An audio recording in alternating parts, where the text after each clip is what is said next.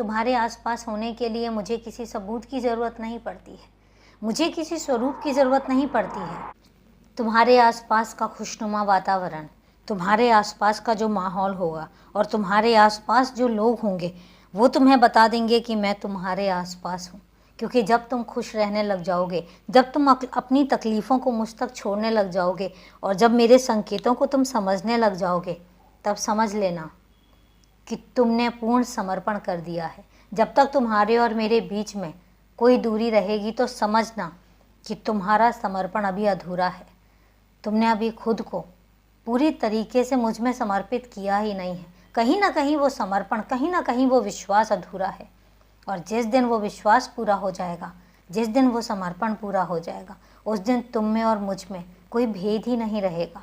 तुम और मैं अलग होंगे ही नहीं। तुम खुद बताओ, क्या कभी कोई बच्चा अपने पिता से अलग हो सकता है? नहीं। तो तुम बताओ कि तुम मुझसे अलग कैसे हो सकते हो? मैं तुम्हें खुद से अलग कैसे कर सकता हूँ? लेकिन ये तुम्हारा विश्वास है जो मुझ पर और मुझसे ये बताता है कि तुम मेरे कितने करीब आए हो। ये तो तुम सुनिश्चित करोगे कि तुम मेरे पास कितना आना चाहते हो। मैं तुम्हें सिर्फ और सिर्फ एक ही उपाय बताऊंगा कि खुद को छोड़ दो।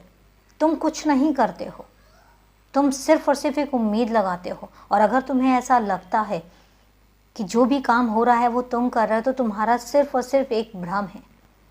तुम सिर्फ और सिर्फ एक कार्य को अनुसरण करते हो। जो कार्य तुम्हें सौंपा जाता है, जो काम मैं तुम्हें देता हूँ, तुम उन कामों को अनुसरण करते हो। उसके अलावा तुम कुछ नहीं करते हो। और जिस दिन तुम्हें ये एहसास हो गया, उस दिन तुम में और मुझ में कोई भेद नहीं रहेगा। तुम और मैं एक हो जाएंगे, पिता और पुत्र, पिता और बच्चा। उसमें फिर एकता सामने सामने दिखाई देगी। तो जिस दिन ये समर्पण आ जाएगा, मैं तुम्हें खुद बता दूंगा और तुम्हें खुद महसूस होगा।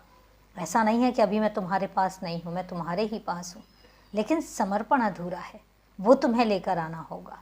और अभी के लिए शुभ रात्रि मेरे बच्चे।